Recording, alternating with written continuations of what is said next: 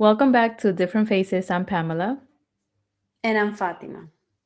And today we are going to talk about a very delicate and important topic, which is the Lindsay Clancy case. This whole case is about her dealing with her postpartum psychosis, and we think that a lot more people should be made aware of what this is all about. So, in case you've been hiding under a rock and haven't heard about the case, this took place back in 2023. It was early in that year in their family home. This mom apparently was suffering from postpartum psychosis and ended up taking the lives of her three young children in a very tragic incident that is now being televised everywhere.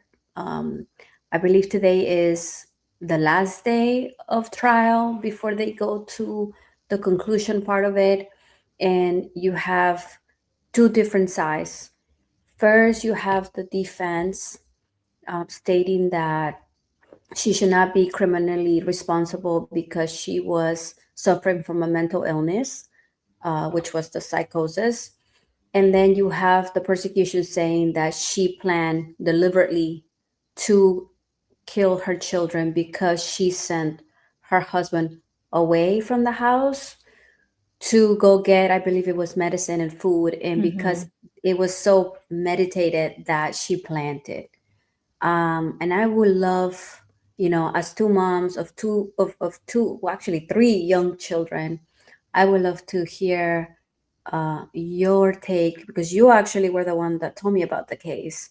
Hmm. Uh, what you thought about it when you first heard about the case? Well, the first thing that came to my mind, I was like, oh my God, that is so sad. Like, I obviously, you know, three babies lost their lives, but I also thought that the mom was suffering too. I, of, of course she is guilty because she did kill them, but the suffering that she was going through with the whole psychosis, and I think before that she was suffering from postpartum anxiety and then depression and then the psychosis.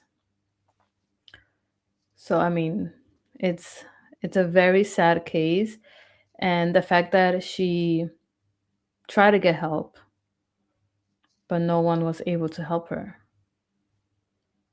it's very sad.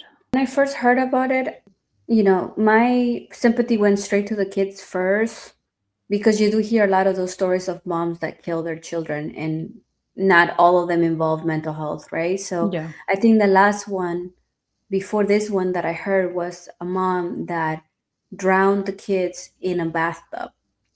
And you always think about, you know, regardless of the if there's mental health, I mean, there's no way that someone in the right state of mind can harm their children. So you always wonder whether mental health has anything to do with it. Well, I mean, I'm sure Uh, that mental health has something to do with it, but it's not in the way that the postpartum psychosis is. Because I believe that postpartum psychosis is more about you're not really aware of, reality and like the things that you're hearing or the things that you're seeing. So it's kind of like you're in a whole nother world, basically. So obviously, other moms that do kill their kids, that it has nothing to do with postpartum psychosis. There's still something mentally wrong with them, but it's just yes. not that. So you did a little research about that, and because I don't understand it, like I have heard about postpartum depression, and I have Mm-hmm. heard about psychosis, but I had before this case, I had never heard of anything related to a postpartum psychosis. Mm-hmm. Yeah, so postpartum psychosis is very rare. For a mom to get postpartum psychosis, I think it's one in two out of every thousand women. So it's very rare. Not You can't just get it just because.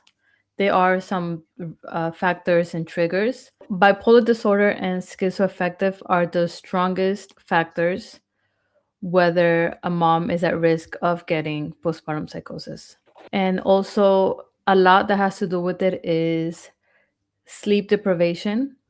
And also, if moms have experienced previous postpartum depressions with, let's say, their first babies, eventually, like postpartum anxiety, postpartum depression, if all that accumulates and it just not get treated, it can also, there's a risk. It's not saying that they're going to get it, but it's one of the risk factors. Hmm.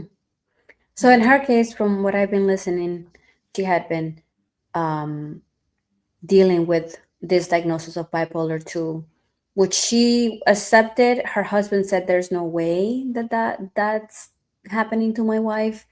Also, she had experienced postpartum depression, which you mentioned. And Hmm. at that current state that she was dealing towards the end or closer months when these incidents took place, she had been complaining to her medical staff and all her doctors and psychiatrists and psychologists about being sleep deprived. Yeah, I mean, she also suffered from postpartum anxiety with when it came to her having to return to work after all of her babies, according to her husband. So when it So came the the time to where her her maternal leave was about to end, she would get anxiety and not wanting to leave her babies or being separated from her babies. So yeah. it hits So us she all. suffered from It all hits three us. of them. So in this particular case, because like I mentioned, if you haven't heard about it, she was a mom, three kids, also a working mom because she was a nurse in the medical Hmm. field, meaning she knew a little bit about medical And processes they and and labor and delivery. She worked exactly with in the babies. field. Hmm.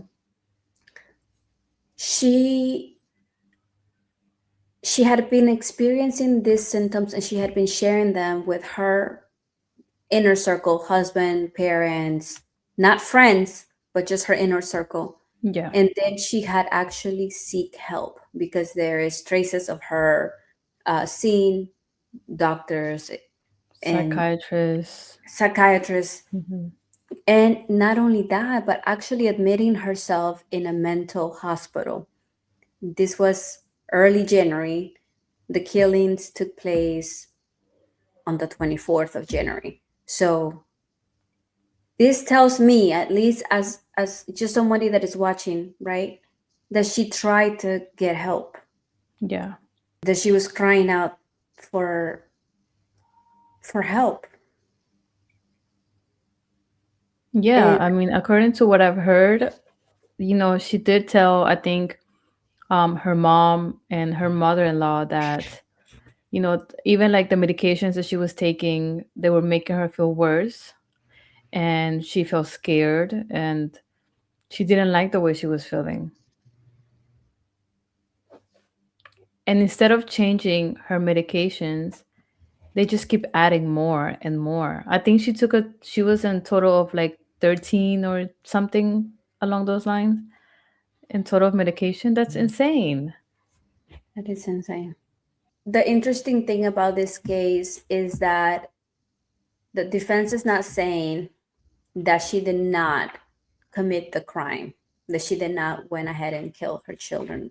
What they're saying is that she did not do it in sound mind, that she actually was not in the right state of mind Hmm. when she took the lives of her children, because she was hearing voices that were telling her to go ahead and end their lives.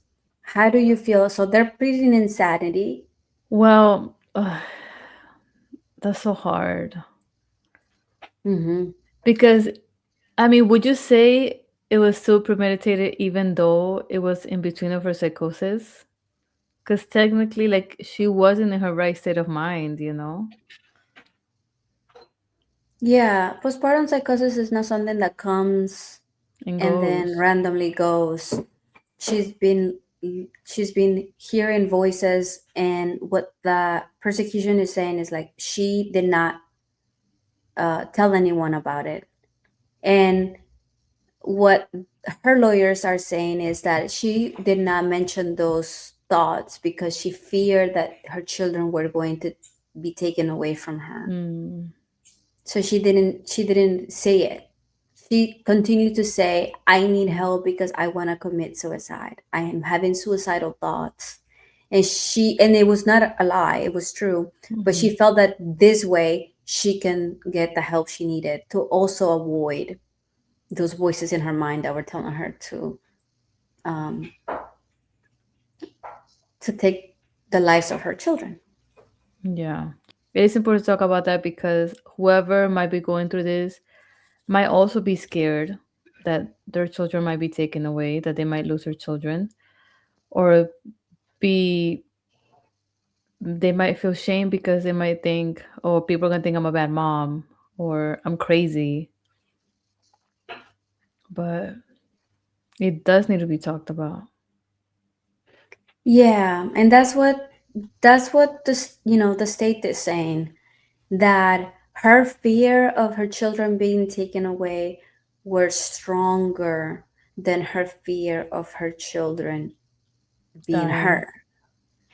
Being and hurt. and that's when you start thinking like, you know it was her responsibility to seek the help so that she can protect her children from herself. Mm-hmm. But there are instances that she was seeing a psychiatrist, was seeing a psychologist, had admitted herself to this hospital, which, by the way, she was only there for 5 days. She came out to attend her baby's birthday party. Yeah. And then she just never went back. And during those days, her husband saw her getting better, playing in the snow, acting, like she was happy and normal and optimistic again.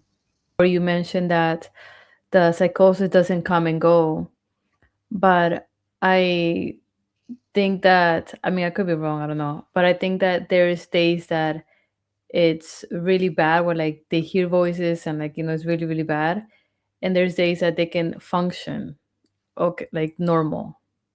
It's not that it comes and goes, but there's just days that they might be triggered more, or days that it just not as bad. Yeah, similar with postpartum depression.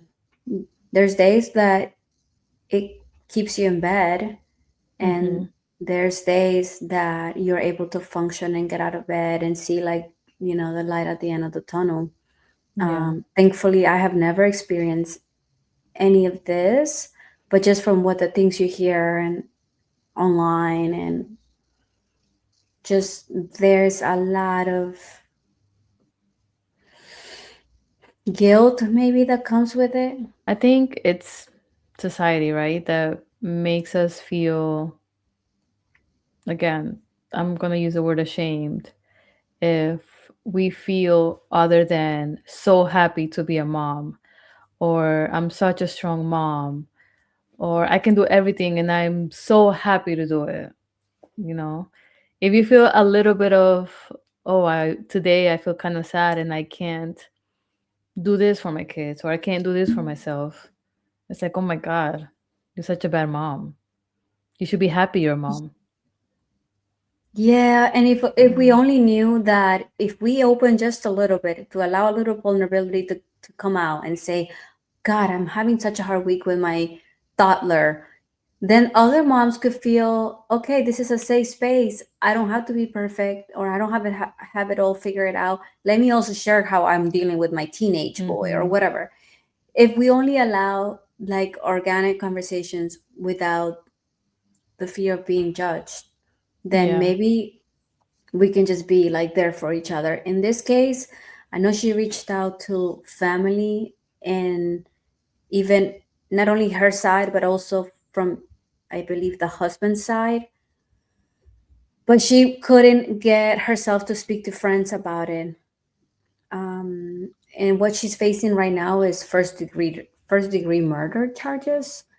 But I think that regardless of what her fate, awaits, Mm-hmm. her life without her three children, and knowing that she was responsible for that, or her mental health, I think that is the worst scenario that she can be in. If she doesn't go to jail, she will actually go to a mental health facility. Mm-hmm. I feel like wherever she goes, whether it's jail, mental health, wherever she ends up, she's gonna have to live with that for the rest of her life. So unfortunately, she was suffering before, and she's gonna continue to suffer. And that sounds very sad that she didn't get the help before, and who knows if she's gonna be able to heal from this and forgive herself. I don't I don't imagine her being able to forgive herself. She's actually Yeah. under 24/7 watch for suicide till this day, Mm. and it's been 3 years. But she has spoken about being able to help other moms dealing with psychosis and being like that face or that voice or that story that resonates with other mothers who might have these symptoms, so Hmm. that at least she has a little bit of purpose in life. Yeah. Yeah, I mean, it does. It's sad that it she had to be the face of it after something really tragic happened. It should be spoken about even before it gets to that point. Yeah. Had you heard about this postpartum psychosis prior to this case? Yeah, I've actually, even when I had my firstborn, I've always known about like the postpartum anxiety or depression and psychosis. And when I read about like postpartum psychosis, I thought that is so scary because you literally have no control of your mind, basically. Like you're hear things, you see things, like whenever you have any type of mental illness, it's just, to me, I don't know why, like, because the brain is such a powerful thing. It's just so scary to me. So I did know about it from before. So, this week that I've been in and out of the watching the case, there have been a lot of experts on the stand, and they have been talking about psychosis. And one of the arguments that the prosecution was trying to make is that you can hear these voices like when you're in psychosis, but then Hmm. when you're not hearing these voices, your moral compass tells you, you know if, let's say, you're hearing, let's just have an example: kill your mother. Your moral compass needs to tell you that is not okay. I cannot kill my mother. That is in those instances where you go and seek help. And that is when you have to tell somebody, by the way, there are times where I'm hearing voices that are telling me to kill somebody or to do something horrible. But when you are not in that state, and your moral compass come back to your brain and you're able to rationalize, that's when you need to seek the help and speak up, because you can hurt somebody around you if you don't tell them about these inclinations you're having. Yeah, but we also have to think about the fact that, she wasn't only dealing with the psychosis, she was also dealing with the anxiety and the depression. So imagine all those three things happening at once. So, I mean, how good was her moral compass at that moment? If it was any good. Yeah, I don't know. The state makes a really good case when it comes to that. They're saying, if she went forward with the killings, then it means that maybe there was a motive, because what they're trying to look is for a motive, right? In the example of the mom, if your moral compass is telling you your mother abused you, she's a horrible person, you're better off without her, then there's your motive. And if there's a Mhm. motive, then you did it deliberately, and there you planned this, and this there was an intent behind it, right?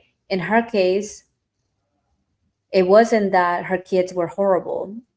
And the motive in this case is that she thought within her psychosis that her Mhm. kids were going to be better off in heaven.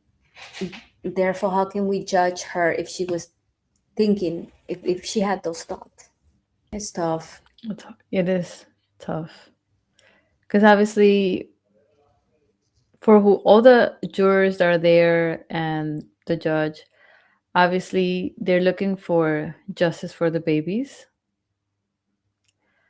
But I'm sure a lot of people are also keeping in mind the state of the mother at the time, the Hmm. mental state. You know, it is a very, I would say, complicated and difficult case overall. Mm-hmm. Yeah. We're mothers and we will always want to defend children till the end of times. But in this case, I do empathize with her. I empathize with her because of all the instances that show that she tried to get help, including admitting herself to that mental hospital. If Yeah, that tells me she was trying her best. And I think the medical field failed her. I think that psychiatrists, psychologists, and the hospital were not communicating with each other. They were at prescribing things all. that were not helping her sleep. On top of that, I don't know, but it I know we have it good because we have like very supported husbands that are active father figures. But just hearing that like her husband worked from home and that she had to do all these things, it makes me feel like maybe he wasn't too present, even though he used to be there in helping her. Mm, I mean, I feel like in that aspect, it's kind of hard because I've worked from home, and I guess it depends on the type of job that they have, right? There are some jobs that you work from home and you could still attend to your kids. When I used to work from home, I couldn't attend to my kids.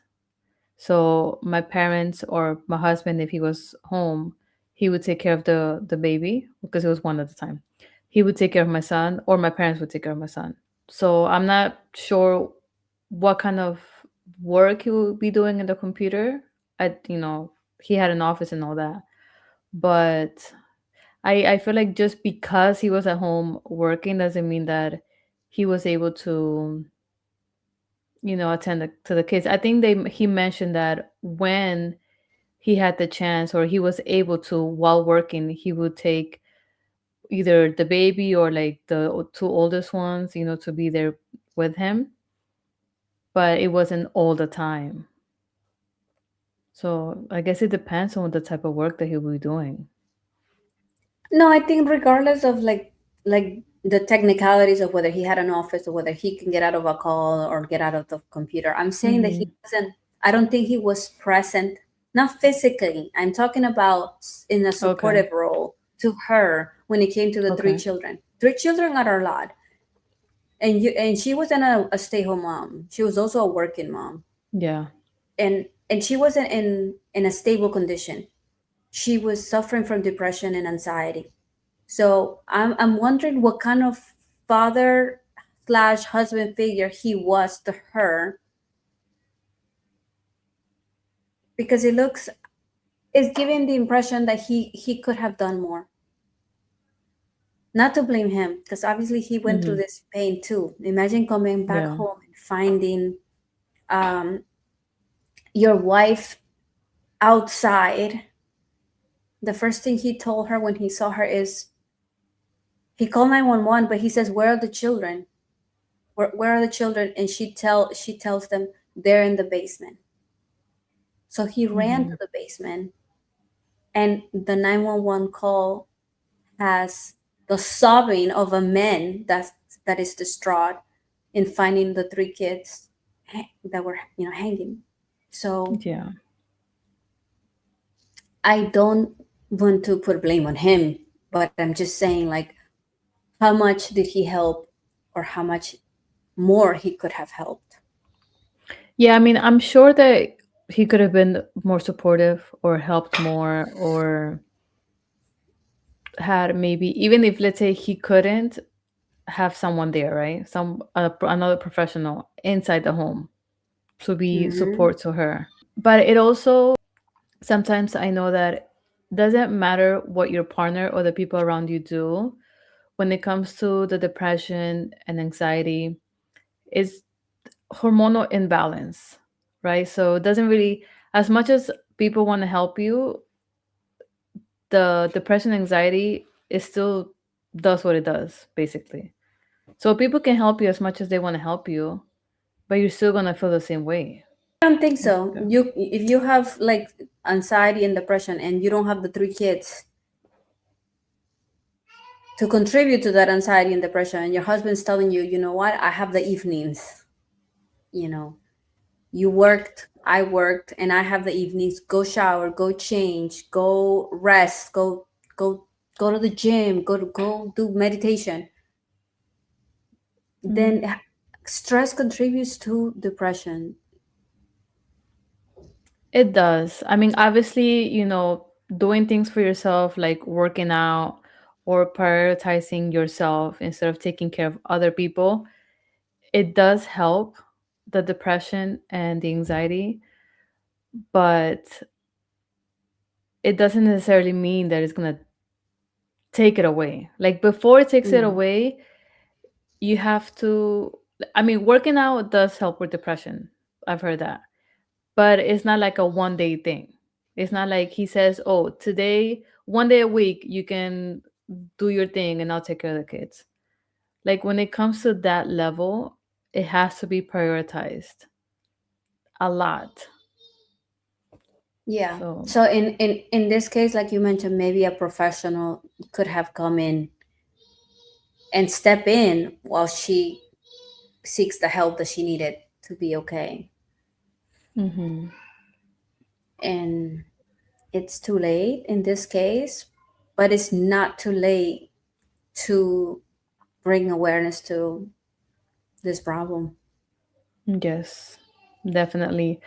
I really wish that whoever, any mom that may be having postpartum anxiety or depression, or even the rare case of postpartum psychosis, to seek help. Don't ever feel ashamed or feel like you're a bad mom. What do you think is gonna be the end goal for her as far as her case goes, which I think is in the ending stages? Her end goal, oh my God. How do you think the case is gonna end? I'm pretty sure, unfortunately, I think, hopefully I'm wrong, but I think that they're going to say that it was premeditated. I Oh think my that's the, gosh. yeah. I hope I'm wrong and it, you know, but So from what you're saying is you empathize with her and you want her to be found not guilty, but unfortunately you well, I think mean, she is guilty regardless.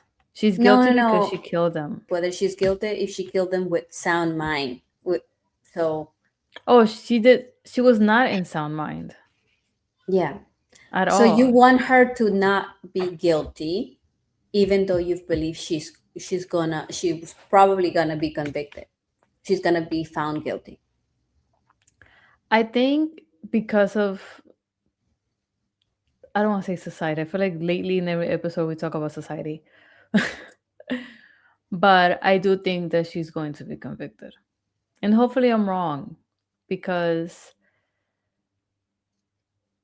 I do, even though she did something horrific, she was not in sound mind. She was not in her right state of mind.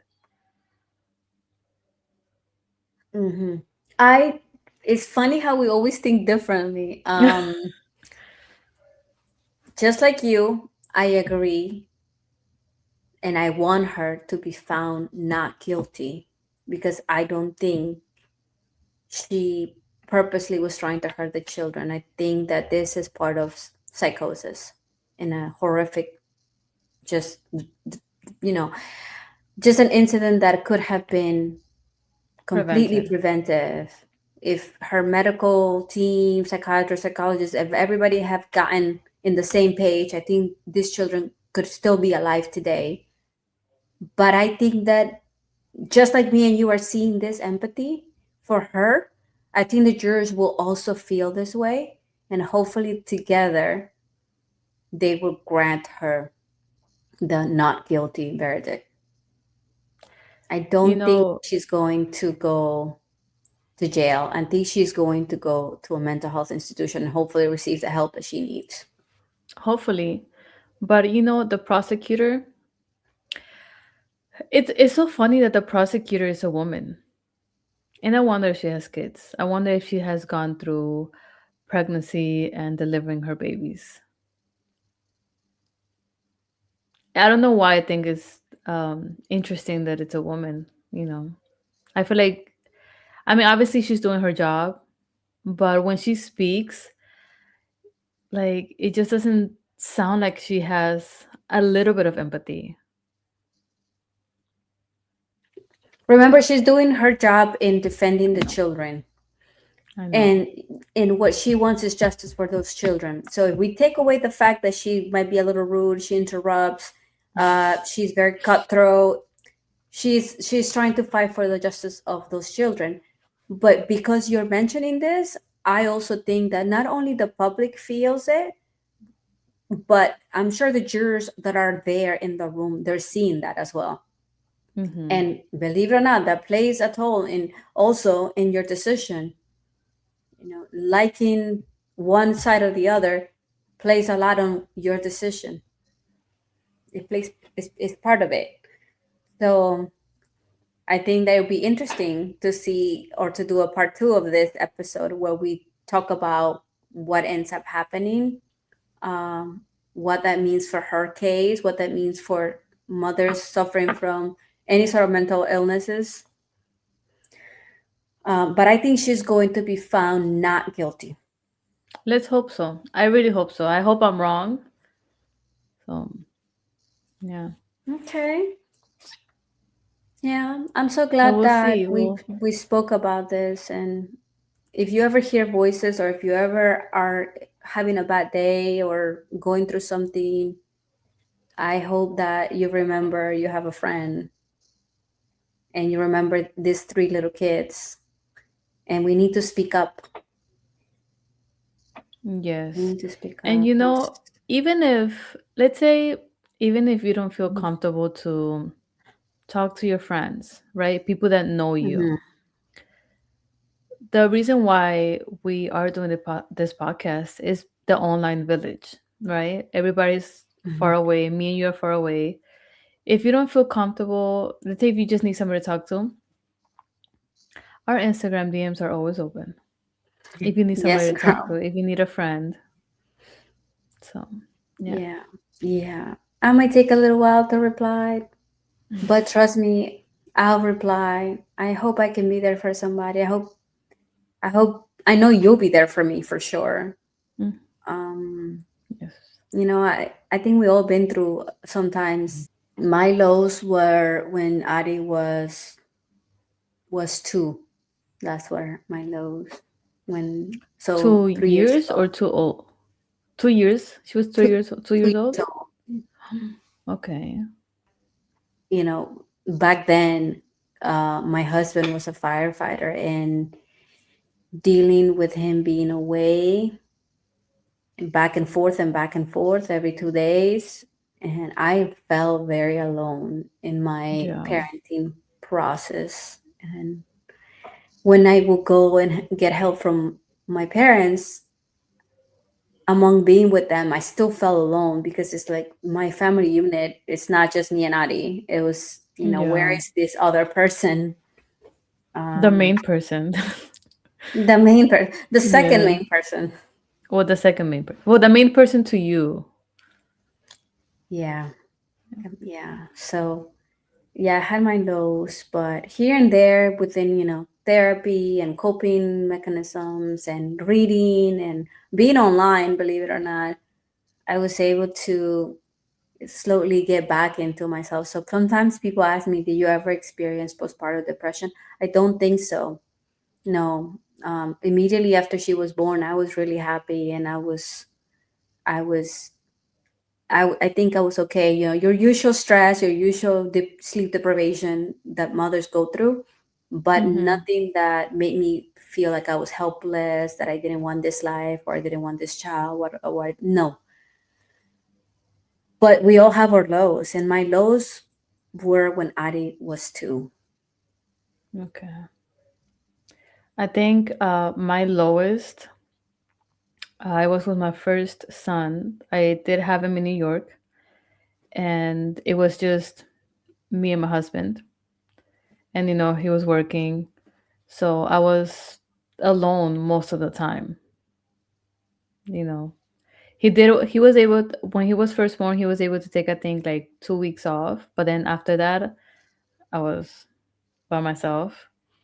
Then when my son was 2 months old, my parents went to visit us. So I was, happy, like everybody was together. But I mean, that was only a week. So then they left, and it was like, oh, hello again. It was just, when I was alone, just me and the baby. I did have like a little bit of anxiety, especially at nighttime. Like nighttime for me with my first son was, I feel like I barely slept. But, you know, it Hmm. was thankfully with my second, it wasn't like that. Yeah. Well, let's wait and see what happens with this case. I know the entire world is watching. I know Yeah. that this is bringing a lot of awareness to mental health and postpartum depression, anxiety, and psychosis. It is unfortunate that three kids' lives were compromised, but I'm glad that this is bringing awareness. Yes. And we also want to mention about Hayden Panettiere's passing. She also suffered from postpartum depression. She recently passed a few days ago. So please, like we said before, don't ever feel ashamed to ask for help or speak out or reach for someone, even if it's just for the company or someone to talk to. Yeah, that is true. Another sad story, back to back. The theme, I think, this last few months has been mental health, mothers that are struggling with this, depression and anxiety. And in her case, it was also addiction. Yeah. Um, so we're just gonna have to pray for all these moms, and for our village. We are Yes. maybe not a call away, but we are a DM away. Yes, we are. And before we go, we do want to take a deep breath, like always, and let this be your reminder that it is okay to slow down, embrace your face, embrace your growth. Thank you for being here with us on Different Faces.